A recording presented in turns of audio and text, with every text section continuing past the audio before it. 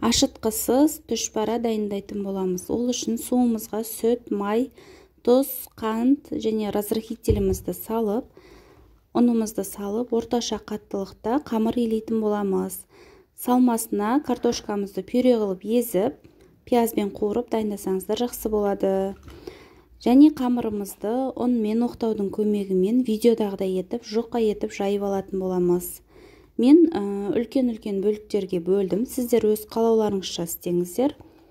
Осылай бөліп алып, салмамызды алып, қамырымызға салып, шет-шетін қаттырақ басып, түйетін боламыз түшпарамызды. Осылай барлық түшпарамызды түйіп, алдымен дайындап қоямыз. Сонан соң қызып тұрған тапамызға майымызды құйып, қыздырып, түшпараларымызды шетінен салып, пісіретін боламыз. Бір беті қызарғаннан кейін екінші бетін аударамыз тездетіп, сосын жаңағыдай алатын боламыз ыдысқа салып.